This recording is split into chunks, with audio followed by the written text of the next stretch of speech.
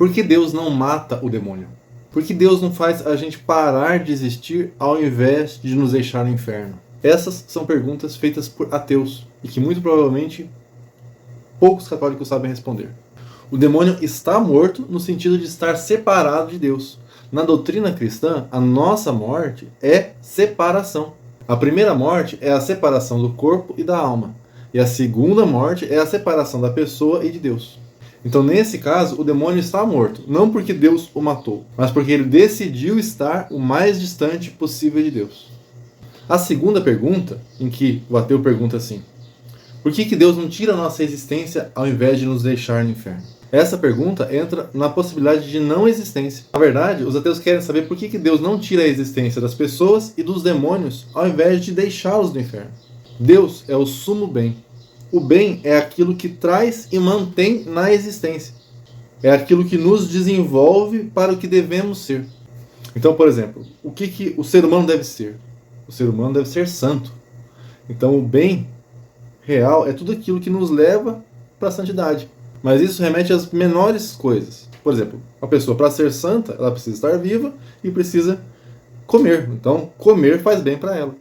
Então, o bem é aquilo que nos desenvolve para o que devemos ser. Então, Deus, sendo todo bom, ele só nos traz para a existência e nos desenvolve para aquilo que devemos ser.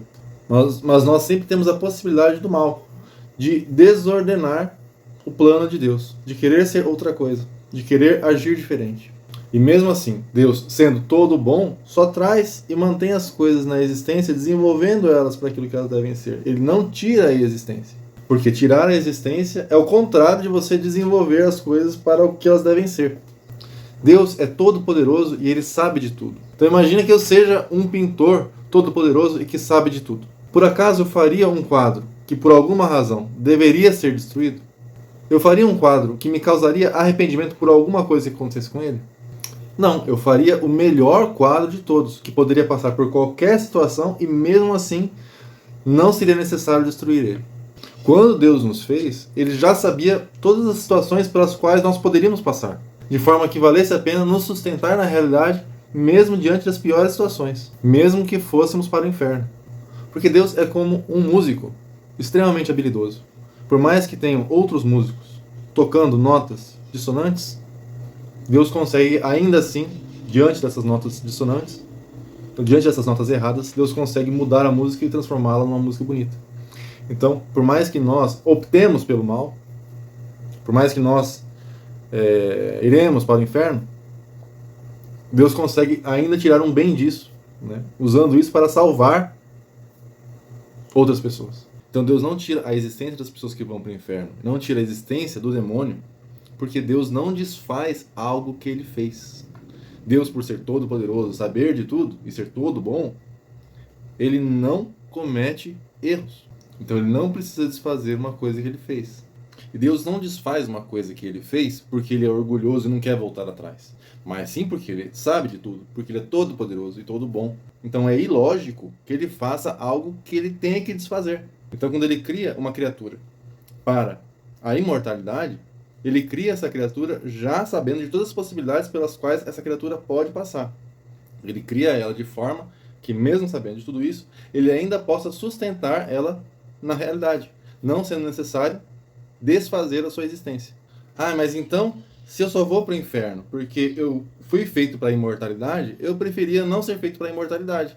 Mas o que mais a gente ganha sendo feito para a imortalidade? Nós ganhamos a percepção da verdade.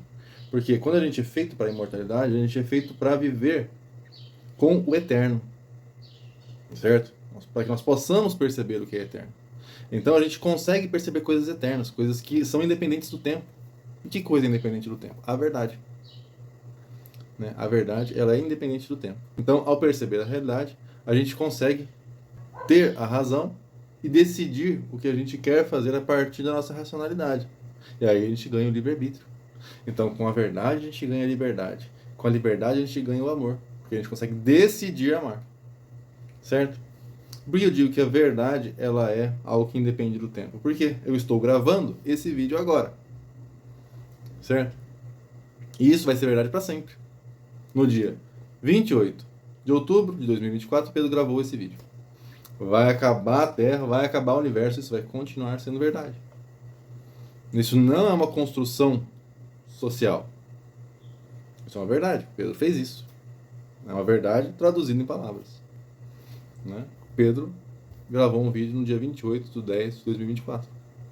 Certo? E eu podendo perceber essas coisas que são eternas, a verdade, eu consigo ter a minha liberdade e, portanto, eu consigo, com a liberdade, amar. Né? A verdade me dá a razão me dá a liberdade, e a liberdade me dá a possibilidade de amar. Então nós fomos feitos para a eternidade, para que nós tenhamos a possibilidade de amar, de estar com Deus que é eterno. E ele ainda tira um bem maior do mal causado pelo livre-arbítrio de suas criaturas. Então, por exemplo, a gente tem lá na aparição de Fátima, em que Nossa Senhora leva os pastorinhos para o inferno, para mostrar para os pastorinhos, para os 3 pastorinhos, o inferno. E isso acaba levando outras pessoas para a salvação. Inclusive, no meu caso, o que me levou para Deus?